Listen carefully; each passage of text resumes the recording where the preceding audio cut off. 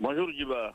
Merci de nous rejoindre. Allez-y, Aoulatou, pour la première question. Alors, monsieur, maître Pépé, plutôt, vous avez suivi hier la conférence du ministre Alphonse Charlotte qui a annoncé lors de cette conférence qu'il va lever la suspension des magistrats, y compris Mohamed Diawara. Vous êtes son avocat. Comment d'abord vous réagissez à cette annonce du ministre de la Justice? Et d'ailleurs, il dit aussi pardonner tous ceux qui ont été suspendus pour des faits de corruption. Bon, écoutez, d'abord, il y a deux précisions fondamentales qu'il faut apporter. La première est relative, bien entendu, à l'explication juridique qu'on peut apporter, ou l'analyse juridique qu'on peut apporter à cette sortie du ministre de la Justice, garde des Sceaux. Le ministre a fait parler son cœur en disant avoir pardonné tous les magistrats qui font l'objet de sanctions ou de mesures de suspension ou des magistrats impliqués dans des histoires de corruption. Je précise que la décision de suspension dont est investi le ministre de la Justice contre un magistrat est une mesure conservatoire. Ce n'est pas une sanction disciplinaire. Seule la formation disciplinaire du Conseil supérieur de la magistrature est habilitée à prononcer une sanction disciplinaire contre un magistrat. Et la deuxième précision qu'il faut apporter dans ce premier point, c'est que cette sortie vient violer le droit à la présomption d'innocence dont bénéficient tous les magistrats objets de poursuites disciplinaires devant le Conseil supérieur de la magistrature. Et la troisième chose qu'il faut relever dans cette première observation, c'est que les décisions de suspension du ministre de la Justice de nos jours ont tendance à se convertir en véritables sanctions disciplinaires, puisque ces mesures conservatoires-là sont parfois rendues en violation frontale des dispositions de l'article 38 de la loi organique portant statut des magistrats, qui limite la durée de la mesure conservatoire à 30 jours. Monsieur Mohamed Diawara a été suspendu suivant un arrêté pris le 16 août 2022, et nous sommes aujourd'hui le 20 juillet 2023. 8 mois après l'intervention de la décision du Conseil supérieur de la magistrature, M. Mohamed Diawara n'est toujours pas rétabli dans ses fonctions. Maintenant, ma seconde observation porte sur ce pardon proprement dit. M. Mohamed Diawara rejette le pardon formulé par M. le ministre de la Justice et garde des Sceaux, car il ne se reconnaît pas dans la description faite par ce dernier. M. Mohamed Diawara, contrairement aux autres, a bénéficié le 15 décembre 2022 d'une décision d'irrecevabilité du Conseil supérieur de la magistrature qui le blanchit et qui déboute M. le ministre de la Justice et garde des Sceaux. Dans les conditions normales, il devrait être automatiquement rétabli dans ses fonctions.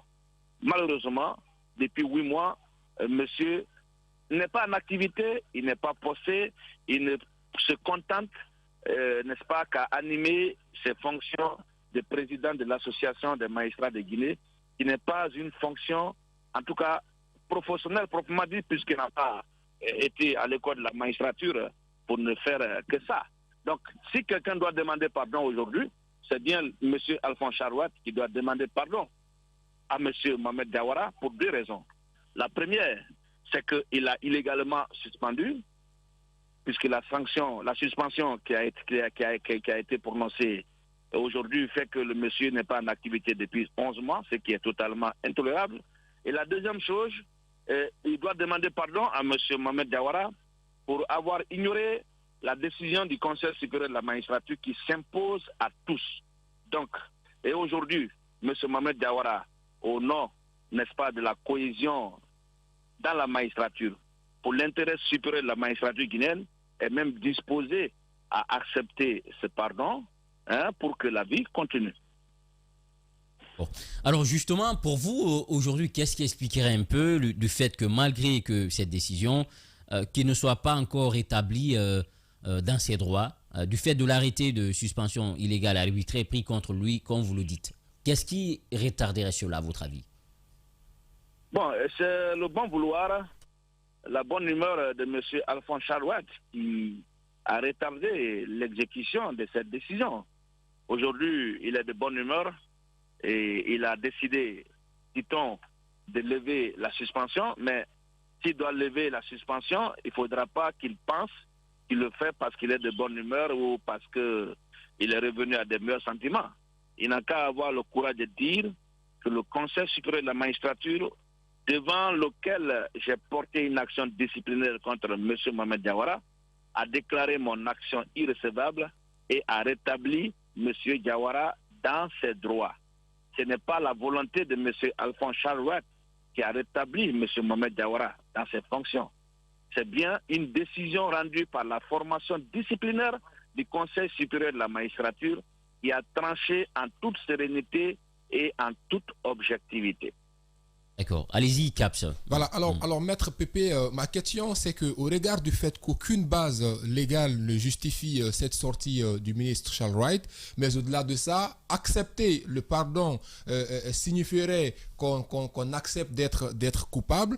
Face à tous ces différents faits-là aujourd'hui, qu'est-ce que les magistrats comptent faire ou peuvent faire face à cette décision du ministre Charles Wright? Est-ce qu'aujourd'hui on peut s'attendre par exemple à une forme de procédure qu'on puisse intenter contre lui? Qu'est-ce qui peut être la suite? On n'est pas à ce niveau et on n'a même pas envie d'y aller. On avait juste cette précision à apporter. Parce que citer le nom de Mohamed Diawara parmi des magistrats qui se seraient livrés, je ne dis pas qu'il a été nommément cité, mais quand même on a cité des magistrats qui se seraient livrés à des pratiques de corruption. Certains qui même étaient venus se confesser devant le ministre de la Justice, qu'on n'a pas cité, mais à côté qu'on cite le nom de Mohamed Diawara, vous voyez, ça peut un peu l'affecter. Et c'est ça, nous n'avons pas envie de rentrer en bras de fer avec qui que ce soit. Si M. Alphonse Charouette aujourd'hui décide de se conformer à la décision du Conseil supérieur de la magistrature, je pense que c'est tout à son honneur. Il sera d'ailleurs grandi pour avoir respecté la loi, pour s'être plié à la portée et à l'autorité qui s'attache aux décisions du Conseil supérieur de la magistrature. Mais ce que je n'admets pas quand même, c'est que le pardon de M. Charouette puisse s'inviter dans le cadre du fonctionnement de l'administration et même de l'exercice des procédures disciplinaires contre les magistrats. Il faut relever, il est investi, n'est-ce pas, du pouvoir de mettre en mouvement l'action publique.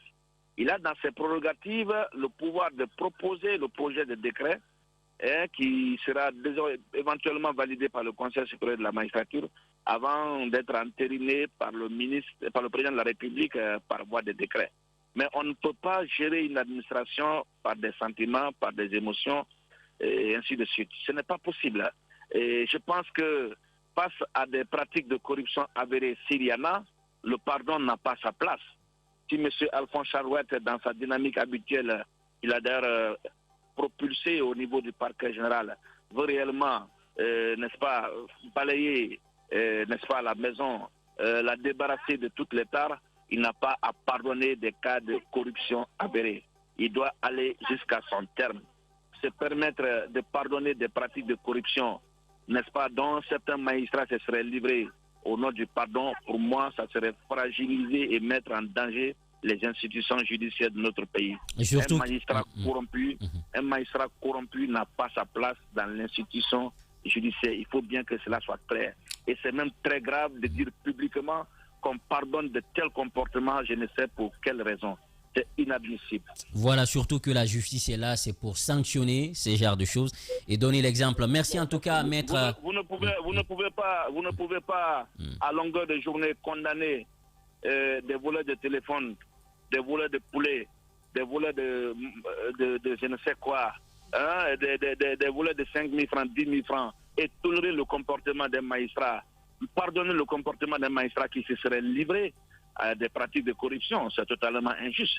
Quand on a décidé de rendre la justice, on doit être un modèle. Et pour moi, quand on est un modèle ou quand on prétend être un modèle et qu'on est, n'est-ce pas, exposé ou impliqué dans des pratiques de ce genre, c'est la tolérance zéro.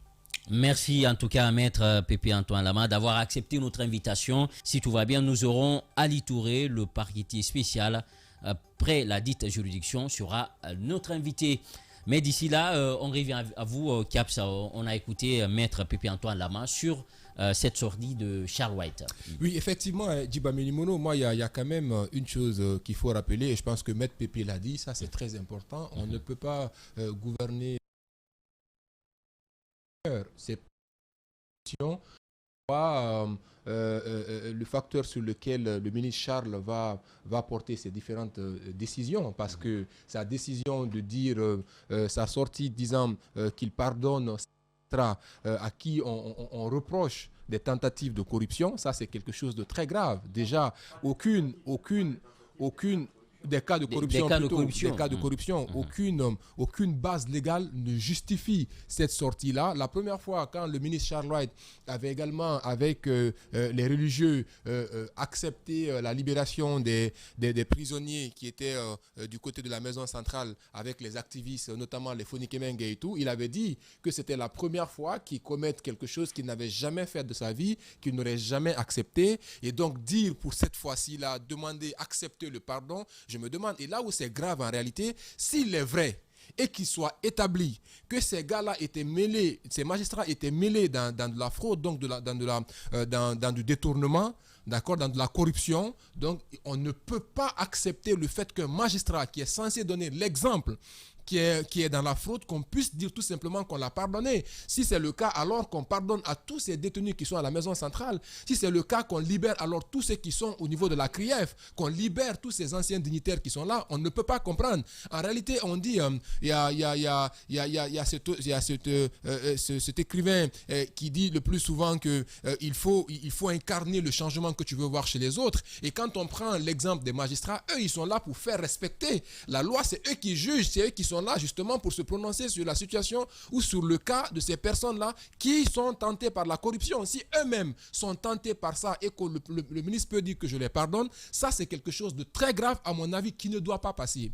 La seconde observation par rapport à ça, Djiba, c'est le fait d'abord de signaler que si j'accepte d'être pardonné par rapport à quelque chose, c'est que je suis coupable de la chose, j'accepte d'être coupable de cette chose-là. Donc tous ces magistrats, alors qui sont mêlés à cette situation-là, si vous acceptez le pardon du ministre Charles White, c'est que quelque part, vous reconnaissez que vous êtes coupable de ces faits-là. Et à mon avis, ça c'est très grave. Et c'est pourquoi j'ai apprécié cette sortie de l'avocat et même de ces magistrats-là. Notamment, on a eu Maître Pépé tout de suite qui dit que quand on prend le cas du Jawara, on ne peut pas, le Jawara n'accepte pas ça, il n'accepte pas ce pardon. S'il y a quelqu'un qui doit demander pardon, c'est bien entendu le ministre Charles White. Et l'autre élément que je ne comprends pas, c'est la volonté du ministre à ne pas faire appliquer une décision venant du Conseil supérieur de la magistrature suprême et de la magistrature. Donc, si le Conseil supérieur de la magistrature a dit que finalement